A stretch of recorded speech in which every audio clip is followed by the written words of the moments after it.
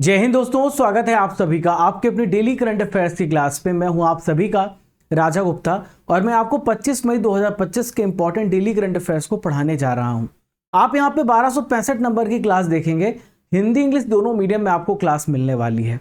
Static GK मिलेगा, बहुत कुछ आपको यहाँ पे मिलने वाला है। बने रहिए इस सेशन में। तो आपके लिए मोटिवेशन थॉट जो सबसे पहले आपको दिन भर चार्ज अप रखेगा और आपके दिमाग को हमेशा पॉजिटिव मैसेज देगा। यदि सुबह नींद खुलते ही आप किसी लक्ष्य को लेकर उत्साहित नहीं है तो आप जी नहीं रहे हैं, सिर्फ आप जीवन काट रहे हैं। तो दोस्तों, जब भी आप सुबह उठे तो एक टारगेट के साथ उठें कि मुझे ये चीज अचीव करना है। अगर आपके पास टारगेट नहीं है तो आप चलोगे कहाँ? आप अगर कहीं पे ट्रैवल कर रहे हैं, आप कहीं जा रहे हैं, तो आपके पास एक लक्ष्य है। तो आपके पास लक्ष्य होना चाहिए और लक्ष्य ही आपकी दिशा दशा बदलता है। लक्ष्य मजबूत रखिए, बड़ा रखिए। आइए देखते हैं आज का सबसे पहले इंपॉर्टेंट क्वेश्चन जो आप सभी की स्क्रीन पर दिख रहा है। नीति आयोग की 10वीं गवर्निंग काउंसिल बैठक कहां पे ऑर्गेनाइज की गई है? तो 10th governing council meeting NITI Aayog की कहां पे हुई है? तो न्यू दिल्ली में हुई। कहां पर हुई है? नई दिल्ली में मीटिंग हुई है।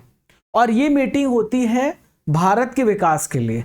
इसमें भारत के सभी राज्यों के चीफ मिनिस्टर, बहुत सारे जो प्रमुख अधिकारी, वो सब शामिल होते हैं। आप यहाँ पर देख सकते हैं ये सारे राज्यों के चीफ मिनिस्टर शामिल हुए हैं। डिस्कशन होता है कि कैसे हम भारत की ग्रोथ को आगे लेके जा सकते हैं।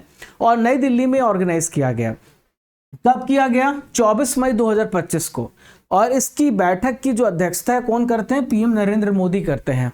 वो यहाँ पे चेयर करते हैं। क्लियर है? तो इसका विषय क्या था? Develop states for develop India at the rate 2047। विकसित भारत एट द रेट 2047 के लिए विकसित राज्य। तो गवर्निंग काउंसिल जो है नीति आयोग की सबसे हाईएस्ट डिसीजन मेकिंग बॉडी है। तो यहाँ पे निर्णय लेती, हालांकि जो भी यहाँ पे राय दिया जाता है तो गवर्नमेंट उसे एक्सेप्ट करे या ना करे, एक थिंक टैंक बॉडी है। हमारे भारत के विकास के लिए यहाँ पे नीति आयोग बनाई गई है प्लानिंग कमीशन के जगह पर, ताकि हम अपने देश का विकास कर सके, और इसके लिए सुझाव देती है नीति आयोग। आप यहाँ पर देखिए तो इस बैठक में कौन कौन शामिल होता है ये भी आपसे पूछा जा सकता है। तो चीफ मिनिस्टर ऑफ स्टेट, राज्यों के मुख्यमंत्री, जितने भी यूनियन टेरिटरीज हैं उनके यहाँ पे उपराज्यपाल, और यहाँ पे सेंट्रल मिनिस्टर, और बहुत सारे अधिकारी इसमें शामिल होते हैं। ये ध्यान में रखिएगा। ये मिलकर के देश के विकास के लिए रोड मैप तैयार करते हैं। अब देखिए, नीति आयोग जो है ये 1 जनवरी 2015 को लाया गया था प्लानिंग कमीशन की जगह पर। जो भी देश का प्राइम मिनिस्टर होता है वो नीति आयोग का अध्यक्ष होता है। उपाध्यक्ष है सुमन बेरी, ठीक है। और नीति आयोग के सीईओ यानी चीफ एग्जीक्यूटिव ऑफिसर है बीबीआर सुब्रमण्यम। तो नीति आयोग जो है एक प्रकार की स्ट्रेटेजिक एडवाइस या फिर पॉलिसी देती है गवर्नमेंट ऑफ इंडिया की, एक थिंक टैंक बॉडी है, ठीक है। तो यहाँ पर अपनी सुझाव देती है। मानना ना मानना सरकार के ऊपर होता है। विश्व फुटबॉल दिवस अभी 25 मई को मनाया गया है।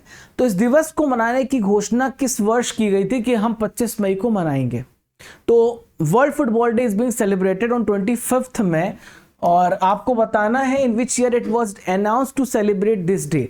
तो 2024 को आपको ध्यान में रखना है, 2024 को मनाने की बात कही गई थी कि हम 2024 में यूनाइटेड नेशन जो जनरल असेंबली है, संयुक्त राष्ट्र महासभा है, इन्होंने यहाँ पे घोषणा करी थी कि 25 मई को हम विश्व फुटबॉल दिवस मनाएंगे। और इसकी घोषणा करी थी। क्यों मनाएंगे? क्योंकि 25 मई 1924 को यहाँ पर फीफा के द्वारा पहला ग्रीष्मकालीन ओलंपिक की शुरुआत हुई थी और यहाँ पर यह दिवस 25 मई को मनाया गया। 2025 की थीम क्या है?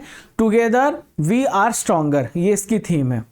इसके अलावा 21 से 25 मई जो होगा वो विश्व फुटबॉल सप्ताह की भी शुरुआत करी गई है, ताकि लोग फुटबॉल के प्रति जागरूक हों, फुटबॉल खेलें, अपने आप को फिट रखें। इसके अलावा जो फुटबॉल है उसको और ज़्यादा फेमस किया जाए और ज़्यादा उसका प्रचार प्रसार हो। हालांकि एक बात आपको ध्यान में रखना है, जो फुटबॉल है वो सबसे ज़्यादा फेमस है, ठीक है। ओके,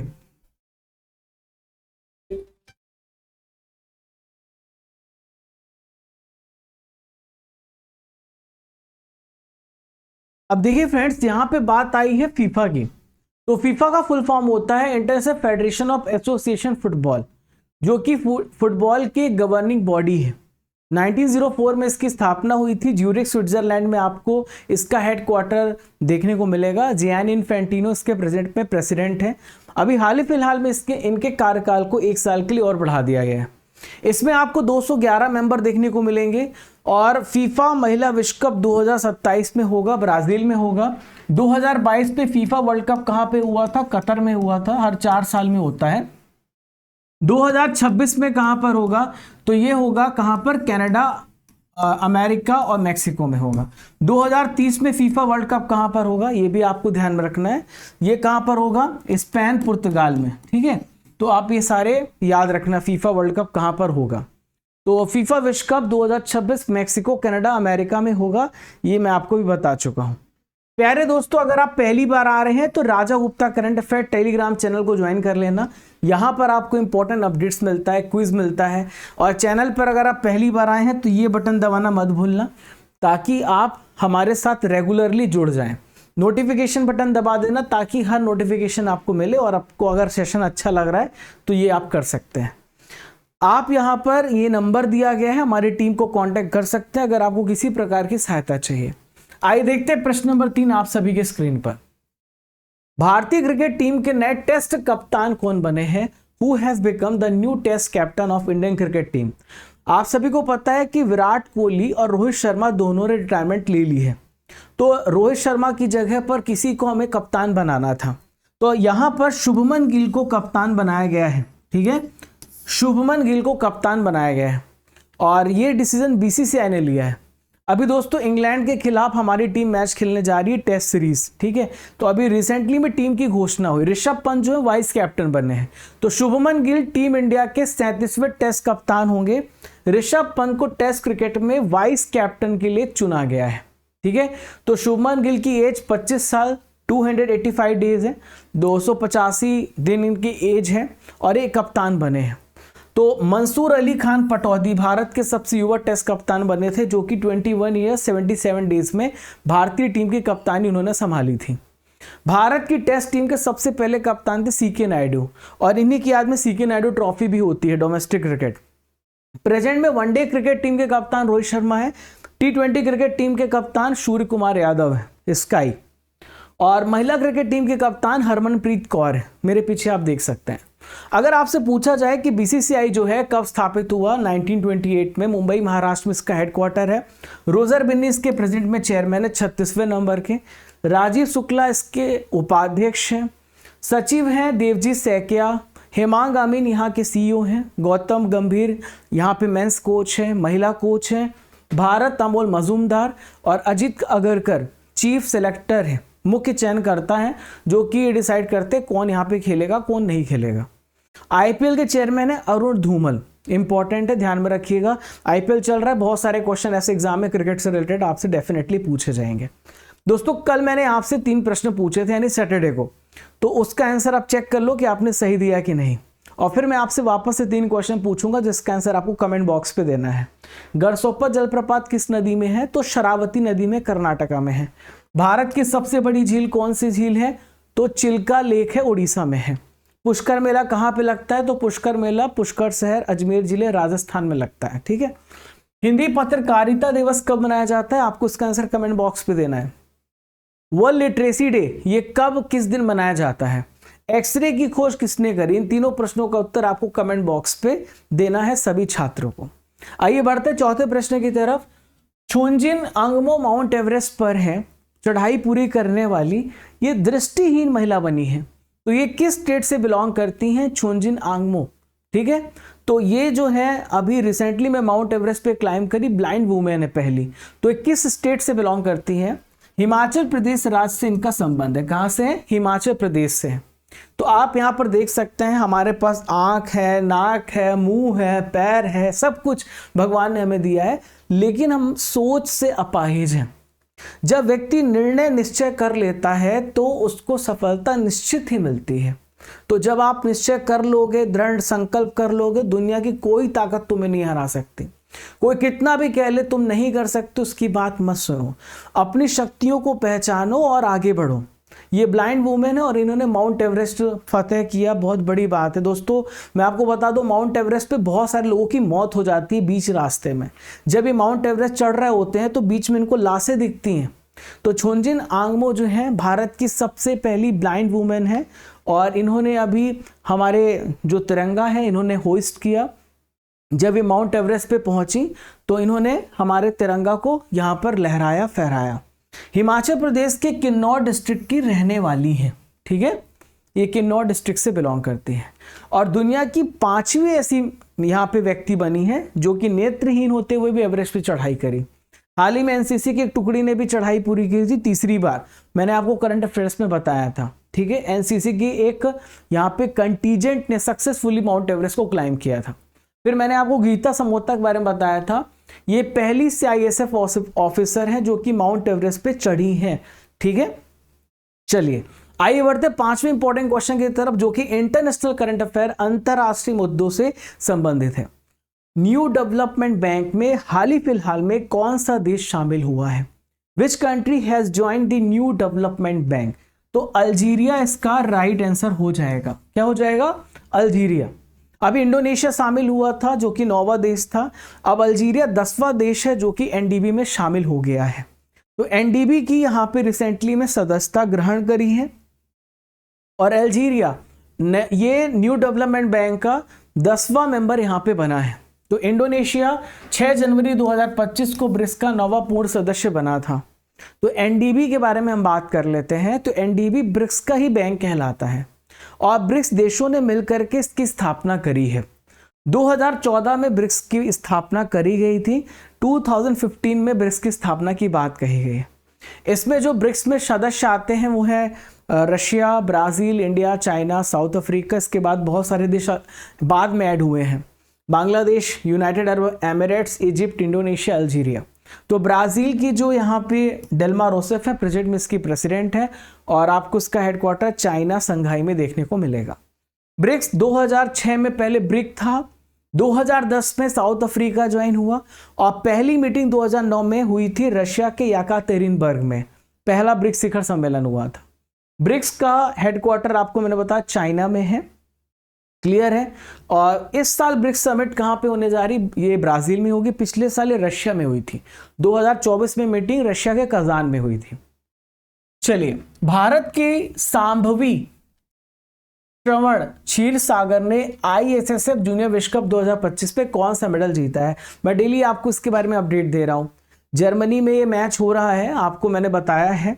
तो शांभवी श्रवण क्षीरसागर ने कौन सा मेडल यहाँ पे भारत को दिलाया है? तो इन्होंने यहाँ पे गोल्ड मेडल, स्वर्ण पदक भारत को दिलाया है। क्या दिलाया? Gold medal. तो जर्मनी में सूहल शहर है, वहां पे जूनियर विश्व कप निशानेबाजी कंपटीशन हो रहा है। तो भारत की शांभवी श्रवण क्षीरसागर ने महिलाओं की 10 मीटर एयर राइफल स्पर्धा में गोल्ड मेडल भारत को दिलाया है, ठीक है। तो यहाँ इसी कंपटीशन में जो ओजस्वी ठाकुर है उन्होंने सिल्वर मेडल जीता सेम इवेंट में। पुरुषों की 10 मीटर एयर राइफल स्पर्धा में नारायण प्रणव वनीता सुरेश को कांस्य पदक यहाँ पे मिला है, ठीक है। नारायण प्रणव और वनीता सुरेश को यहाँ पे कांस्य पदक मिला है।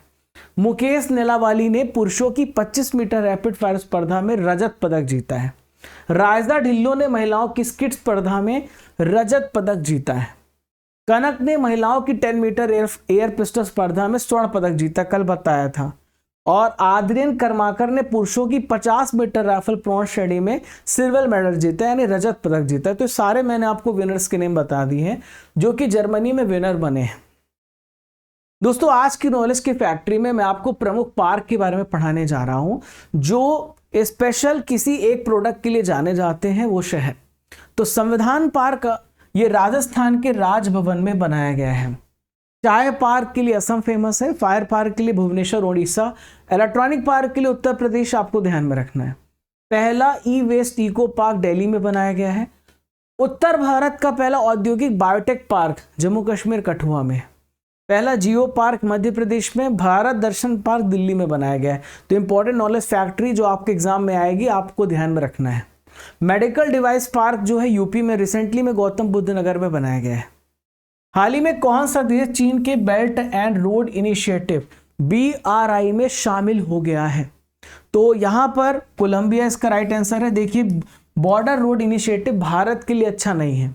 चाइना इसको अपने इकोनॉमिक प्रॉस्पेरिटी को बढ़ाने के लिए, अपनी अर्थव्यवस्था को मजबूत करने के लिए ये यहाँ पे कनेक्शन बना रहा है, रोड ब्रिज बना रहा है, रेलवे इंफ्रास्ट्रक्चर तैयार कर रहा है, ताकि अपने सामान को दुनिया के अनेक देशों तक ही पहुंचा दे, पूरी दुनिया को ही कनेक्ट कर रहा है। तो कोलंबिया ऑफिशियल तौर पे चाइना के बेल्ट एंड रोड इनिशिएटिव में इंक्लूड हो गया है। तो बेल्ट एंड रोड इनिशिएटिव एक बहुत इंपॉर्टेंट प्रोजेक्ट है, चाइना के द्वारा स्टार्ट किया गया है, जो कि इंफ्रास्ट्रक्चर और विकास पे काम कर रहे हैं। तो BRI को चाइना ने 2013 में शुरू किया था। भारत इस पे हमेशा प्रश्न उठाता रहा है, क्योंकि भारत के POK से जो है ये BRI बन रहा है, जो कि भारत का ही अभिन्न हिस्सा है। तो भारत ने हमेशा इस पे कहा है कि चाइना जो है ये गलत कर रहा है, इसलिए भारत इसका विरोध करता है। तो आप यहाँ पर देखिए, इस प्रकार से चाइना जो है ऐसा अपना ये आप देखिए मिड ईस्ट से लेके जर्मनी तक और ये अफ्रीका तक ये अपने कनेक्ट कर रहा है, ठीक है, पूरी दुनिया को ही कनेक्ट कर रहा है। तो इसका उद्देश्य क्या है? जो ऐतिहासिक सिल्क रोड है, ठीक है, जो हिस्टोरिकल सिल्क रोड मार्ग पर बहुत सारे देश आते हैं, उसमें कनेक्टिविटी बनाना और इकोनॉमिक कोऑपरेशन को बढ़ाना। यहाँ पे बनेंगे रोड्स बनेंगे, रेलवे बनेंगे, पोर्ट्स बनेंगे, बहुत सारे इंफ्रास्ट्रक्चर बनेंगे, उसको डेवलप किया जाएगा और यहाँ पे बिजनेस को बढ़ाया जाएगा। अब कोलंबिया कहाँ पे आता है? तो कोलंबिया आता है साउथ अमेरिका में आता है। कहाँ पे आता है? साउथ अमेरिका में आता है। ये कोलंबिया आप देख सकते हैं। इसके बगल में वेनेजुएला है, इसके बगल में ब्राजील है, इधर पेरू है, इधर इक्वाडोर है, इधर एंडीज पर्वतमाला है, ठीक है, इधर एंडीज पर्वतमाला है। तो आप यहाँ पर देखें तो साउथ अमेरिका महाद्वीप में है। बोगोटा यहाँ की कैपिटल है। गुस्तावो पेट्रो यहाँ के राष्ट्रपति है। फ्रांसिया मार्केज यहाँ के प्राइम मिनिस्टर हैं और कोलंबियाई पेसो यहाँ की करेंसी इस्तेमाल होती है। क्वेश्चन नंबर 8, जानुस कुसोचिंस्की मेमोरियल प्रतियोगिता में नीरज चोपड़ा ने हाल ही में भारत को कौन सा मेडल दिलाया है? तो देखिए, भारत को इन्होंने यहाँ पे सिल्वर मेडल दिलाया है, यानी कि रजत पदक यहाँ पे दिलाया है। तो भारत के जेवलिन थ्रोअर भाला फेंक खिलाड़ी है नीरज चोपड़ा। तो पोलैंड में चोरजाऊ में जानुस कुसोचिंस्की मेमोरियल कंपटीशन हुआ, भारत को इन्होंने सिल्वर मेडल दिलाया है। नीरज ने अपने छठे और अंतिम प्रयास में 84.14 मीटर का भाला फेंक करके यहाँ पे भारत को सिल्वर मेडल दिलाया है। जर्मनी के जूलियन वेबर ने इस कंपटीशन में गोल्ड मेडल जीता है 86.12 मीटर का भाला फेंक कर। कनाडा के एंडरसन पीटर्स ने ब्रॉन्ज मेडल हासिल किया है। अभी रिसेंटली में दोहा डायमंड लीग हुआ था, तो नीरज चोपड़ा ने अपना सबसे बेस्ट थ्रो फेंका था 90.23 मीटर का, और ये यहाँ पे सर्वश्रेष्ठ प्रदर्शन किया है, ठीक है। तो इन्होंने सिल्वर मेडल जीता है दोहा डायमंड लीग में। कौन सा? सिल्वर, ठीक है, रजत पदक यहाँ पे जीता है, ध्यान में रखिएगा। यहाँ पे सिल्पा मेडल लिखा है, सिल्वर कर देना। तो नए बच्चों के लिए महत्वपूर्ण जानकारी केवल 10 सेकंड में मैं आपको बताऊंगा, तो पुराने बच्चे स्किप कर सकते हैं जो इसको ज्वाइन कर चुके हैं, जो इसके बारे में जानते हैं। तो अर्जुन जीएस फाउंडेशन बैच आपका लगातार चल रहा है। आपके 6 से 7 महीने में 11 विषय बहुत ही बेसिक से कंप्लीट कराए जाएंगे। डेमो अवेलेबल है। आप यहाँ पे एंशिएंट मिडावल मॉडर्न हिस्ट्री पढ़ेंगे, पॉलिटी, इंडियन वर्ल्ड और फिजिकल ज्योग्राफी, इकोनॉमिक्स, फिजिक्स और केमिस्ट्री, बायोलॉजी आप यहाँ पे पढ़ेंगे 2 साल की वैलिडिटी के साथ। आप यहाँ पे 800 रुपीज़ में ये आपके लिए है, ऑफर फीस है। तो आप यहाँ पे bilingual class, topic wise test और यहाँ पर रेगुलर आपकी क्लासेस चलेंगी। अभी मतलब कुछ दिनों से मैं अवेलेबल नहीं था क्योंकि अदर वर्क में था। आज आपकी क्लास स्टार्ट होने जा रही है और आपकी 2 टाइम क्लास होगी। एक क्लास होगी 1 बजे से, एक क्लास होगी 5 बजे से। तो be ready for it, her exams के लिए है। स्टडी केयर एप्लीकेशन को डाउनलोड करने के बाद कोर्सेस एंड पीडीएफ में चले जाना।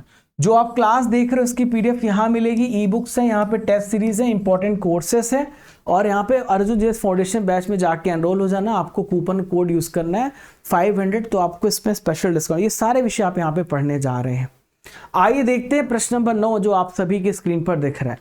समुद्री उत्पाद निर्यात विकास प्राधिकरण MPEDA चेन्नई निदेशक कौन बने हैं? Who has become the director of marine product export development authority Chennai? तो यहाँ पे राम मोहन एमके बनाए गए हैं, राम मोहन एमके को यहाँ पे बनाया गया है। अभी मैं आपको अदर ऑप्शंस बताता हूँ, फिर मैं आगे बढ़ जाऊंगा। तो के सोमशेखर जो है मैंने आपको पढ़ाया था, लिखिएगा, मणिपुर हाई कोर्ट के सीजी बने हैं, मणिपुर हाई कोर्ट के चीफ जस्टिस बने हैं। अनुराग भूषण स्वीडन में भारत के राजदूत बनाए गए हैं, ठीक है। Soni Rajula national payment corporation of India NPCI की एग्जीक्यूटिव डायरेक्टर हैं, ये कार्यकारी निदेशक बनी है, ठीक है। स्क्रीनशॉट ले लीजिए, लिख लीजिए, फिर मैं आगे बढ़ता हूं। तो आप यहां पर देख सकते हैं राम मोहन एमके को। तो भारत का जो समुद्री निर्यात सेक्टर है, जो कि यहाँ पर जो भी हम प्रोडक्ट हैं यहाँ पे एक्सपोर्ट करते हैं, तो उसके विकास के लिए यहाँ पे समुद्री उत्पाद निर्यात प्राधिकरण है, जिसे हम कहते हैं marine product export development authority. तो इसके यहाँ पे डायरेक्टर अपॉइंट किए गए हैं, ठीक है। इन्होंने टोक्यो में रेजिडेंट डायरेक्टर के रूप में भी काम किया है, ठीक है। ये हमारे एक्सपोर्ट को बढ़ाएंगे। रिसेंटली में दोस्तों बात यहाँ पे अपॉइंटमेंट की आई, तो बहुत सारे अपॉइंटमेंट हुए, आइए उन अपॉइंटमेंट को भी पढ़ लेते हैं। तो अभी BRICS chamber of commerce and industry के प्रेसिडेंट बने हैं हरवंश चावला। BR गवई भारत के 52 नंबर के CGI बने हैं। यूपीएससी के अध्यक्ष हैं अजय कुमार, आप ध्यान में रखिएगा, प्रीति सूदन के स्थान पे। नालसा के अध्यक्ष हैं न्यायमूर्ति सूर्यकांत, ठीक है।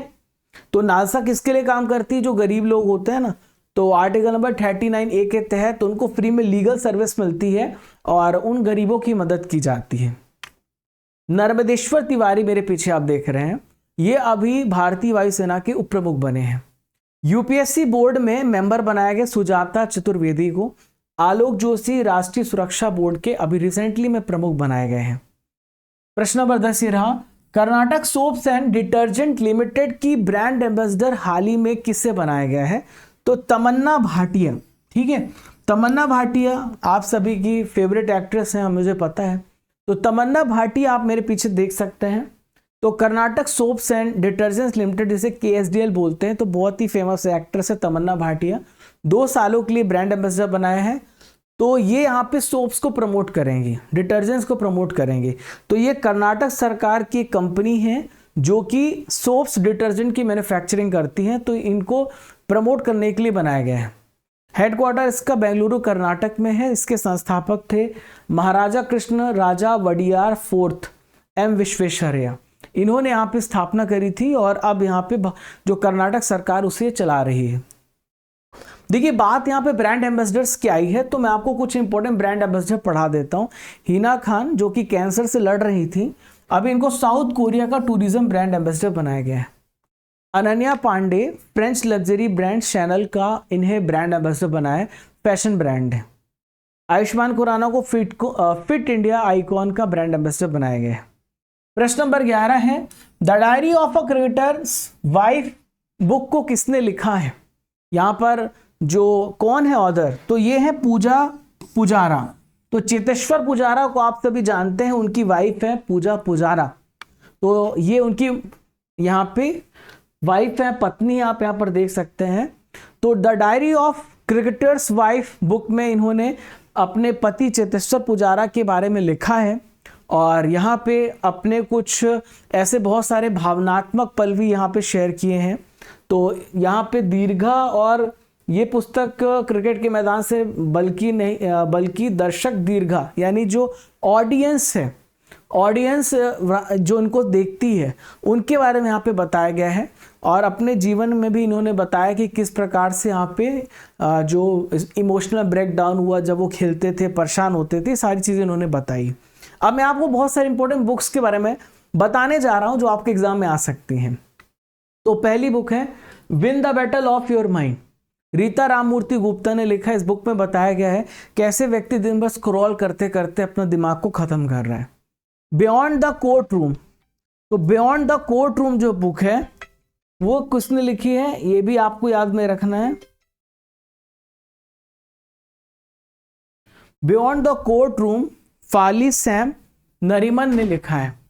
Leo the untold story of Chennai super kings से PS रमन ने लिखा है। To the 7th generation doctor VI Mathan ने लिखा है। March of glory K Arumugam and Errol de Cruz ने लिखा है, ठीक है। The new icon Savarkar and the facts, इसे अरुण शौरी ने लिखा है। आज का आखिरी प्रश्न जो आप सभी के स्क्रीन पर दिख रहा है, और ये आखिरी प्रश्न है, नोवाक जोकोविच किस देश के टेनिस खिलाड़ी जिन्होंने एटीपी टूर का अपना 100वां खिताब यहां पे जीता है? देखिए, नोवाक जोकोविच एक ऐसे प्लेयर हैं दोस्तों जिन्होंने 24 ग्रैंड स्लैम जीते हैं, 24 ग्रैंड स्लैम, और सबसे ज्यादा ग्रैंड स्लैम मैच भी खेले हैं, ये भी रिकॉर्ड है। और एक और रिकॉर्ड है इनके पास जो है, ये एक ऐसे खिलाड़ी हैं जिनके पास एक ओलंपिक्स में भी मेडल है, बाकी सभी जगहों पर भी इनको यहाँ पर मेडल मिला है, चारों ग्रैंड स्लैम में। तो एक ऐसे खिलाड़ी भी हैं। तो नोवाक जोकोविच सर्बिया के प्लेयर हैं। कहाँ के? सर्बिया के। और सबसे ज्यादा उम्र में ये एटीपी में नंबर 1 रैंक में रहे हैं। तो सर्बिया के टेनिस खिलाड़ी हैं नोवाक जोकोविच। इन्होंने एटीपी टूर का 100वां खिताब जीतकर एक और इतिहास रच दिया है, और ऐसी उपलब्धि हासिल करने वाले ये तीसरे खिलाड़ी बन गए हैं। तो स्विट्जरलैंड में जेनेवा ओपन के फाइनल में ह्यूबर्ट हरकास को हराया है, और इन्होंने ये उपलब्धि हासिल करी है। इसके पहले जिमी कॉर्नर्स और रॉजर फेडरर इस मुकाम तक पहुंचने वाले व्यक्ति थे। दोस्तों, आपने पूरे 12 इंपॉर्टेंट करंट अफेयर्स को 25 मिनट में बहुत ही डिटेल से पढ़ा है। अब बारी है यहाँ पे ट्रिपल आर की, जहां पे आप पुराने महीनों के करंट अफेयर्स का रिवीजन करते हैं। अप्रैल 2025 के करंट अफेयर्स को पढ़ेंगे। डॉक्टर कृष्ण स्वामी कस्तूरी रंगन का हाल ही में निधन हो गया है। वह कौन थे? तो ये थे इसरो के पूर्व अध्यक्ष जो अब हमारे बीच में नहीं रहे। पाकिस्तान ने भारत के साथ हुए किस समझौते को स्थगित कर दिया है? तो पाकिस्तान ने शिमला समझौते को स्थगित किया है, जो कि 1960 में भारत पाकिस्तान के बीच में साइन किया गया था। जम्मू कश्मीर आतंकी हमले के बाद भारतीय वायुसेना के द्वारा कौन सा अभ्यास शुरू किया गया? तो इसे कहते हैं आक्रमण अभ्यास। ठीक है। 2025-26 तक राष्ट्रीय शून्य खसरा रुबेला उन्मूलन अभियान किसने शुरू किया? तो भारत के जो हेल्थ मिनिस्टर हैं जेपी नड्डा साहब ने स्टार्ट किया। भारत की सबसे लंबी रेल सुरंग का निर्माण किस राज्य में हुआ है? तो भारत की सबसे लंबी रेल सुरंग उत्तराखंड में बनाई गई है। प्यारे साथियों, 23 मई 2025 के करंट अफेयर्स का रिवीजन, 23 मई यहाँ पे नहीं होगा, यहाँ पे होगा 24 मई, ठीक है, सैटरडे का। तो पीएम मोदी ने अमृत भारत स्टेशन योजना के तहत 103 अमृत स्टेशन का उद्घाटन किया। यह योजना कब स्टार्ट की गई? 2022 में। पर्यावरण मंत्री भूपेंद्र यादव ने प्लास्टिक प्रदूषण के खिलाफ कौन सा अभियान शुरू किया है? तो इसे कहते हैं one nation one mission. Chagos द्वीप समूह पे मॉरिशस और किस देश ने संधि पे हस्ताक्षर किया है? तो यूके और भारत ने यहाँ पे हस्ताक्षर किया है। पीएम ई ड्राइव योजना के तहत इनमें से किन शहरों में इलेक्ट्रिक बसेस चलाई जाएंगी? तो बेंगलुरु, हैदराबाद, दिल्ली में चलाई जाएंगी। Rising north east investor summit 2025 का आयोजन कहां पर किया गया? तो न्यू दिल्ली में किया गया है। इसरो ने किस साल को गगनयान वर्ष घोषित किया है? तो 2025 का जो साल होगा वो गगनयान वर्ष होगा। हाल ही में कहां पे 12 साल के बाद पुष्कर कुंभ का आयोजन किया गया? तो चमोली में पुष्कर कुंभ का आयोजन किया गया है। अमेरिकी प्रेसिडेंट डोनाल्ड ट्रंप ने किस यूनिवर्सिटी में विदेशी छात्रों के एडमिशन पे रोक लगाई है? तो यहाँ पे हार्वर्ड यूनिवर्सिटी में रोक लगाई है। केंद्र सरकार ने आईबी के चीफ तपन डेका का कार्यकाल कितना बढ़ाया है? तो 1 साल के लिए इनका कार्यकाल बढ़ा दिया है। मोनिका केजिया सेम्बरिंग ने मिस वर्ल्ड 2025 का टैलेंट फाइनल जीता है। इनका रिलेशन किस देश से है? तो ये इंडोनेशिया से बिलोंग करती हैं। राष्ट्रमंडल दिवस कब मनाया जाता है? तो ये 24 मई को मनाया जाता है। ISSF जूनियर विश्व कप 2025 में कनक ने भारत को कौन सा मेडल दिलाया है? तो गोल्ड मेडल इन्होंने दिलाया है। प्यारे दोस्तों, ल्यूसेंट जीके में या हम प्रीवियस ईयर क्वेश्चन को डिस्कस करते हैं। कल यूपीएससी में एक प्रश्न आया था, मैंने टेलीग्राम में शेयर किया है, अभी मैं उसको यहाँ पे ला नहीं पाया। तो वो एक प्रश्न था खो खो वर्ल्ड कप से रिलेटेड। तो आजकल यूपीएससी भी यहाँ से प्रश्न पूछ रहा है, तो मैंने शेयर भी किया है। डायरेक्ट आपके क्लास से प्रश्न आया था, कौन सा पूर्व ऐतिहासिक स्थल सूक्ष्म सूचिकाश्म के बड़े पैमाने पे उत्पादन के लिए जाना जाता है? तो माइक्रोप्लास्टिक के large scale production, UGC net 2 यहाँ पे पेपर 1 नंबर 2 था, हिस्ट्री जुलाई 2018। तो बागोर इसका राइट आंसर हो जाएगा। भीमबेटका पूरा पाषाण काल का एक प्रसिद्ध स्थल है भारत के किस राज्य में आपको भीमबेटका देखने को मिलेगा? तो आपको मध्य प्रदेश के रायसेन में देखने को मिलेगा। मैं भीमबेटका की गुफाओं पे गया था, वहाँ पे बहुत ही बेहतरीन तरीके से चित्रण किया गया है जो उस समय के उनके परिवेश के बारे में बताता है, कैसे रहते थे, कैसे खाते थे, कैसे हंटिंग करते थे। ये सीजीएल टीयर 2 मेंस में प्रश्न पूछा गया 2023 का है। आज का सवाल है, एनडीबी में हाल ही में कौन सा देश शामिल हुआ? आप मुझे इसका आंसर कमेंट बॉक्स पे दीजिए, बताइएगा। आपके पीछे एक चित्र दिख रही है, आपको पहचान करना ये पिक्चर किस व्यक्ति की है और यहाँ पर ये किस लिए जाने जाते हैं। आप सभी अगर पहली बार आए हैं तो don't forget to subscribe, like and share and install Studykar application. अगर आपको अच्छा लगता है तो आप रिव्यू भी करिएगा कि आपको ये एप्लीकेशन कैसे मदद कर रहा है, ठीक है। आप यहाँ पे कोर्सेस इन पीडीएफ में जाएंगे तो आपको एक साल की 2024 की 2025 की मंथली बुक्स मिल जाएगी। और अब इसमें स्पेशल कूपन 100 यूज करना। 1000 topic wise static PDF, 1 year की topic wise current affair PDF, daily free test series भी है जहां पर आपकी रैंकिंग पता चलती है, टेस्ट पास है और डेली करंट अफेयर्स की पीडीएफ। ये अभी समर सेल ऑफर चल रहा है जहां पे स्टैटिक जीके की बुक पर 50% तक का ऑफ है। हमारी वेबसाइट से, अमेजन से आप इस बुक को मंगा सकते हो।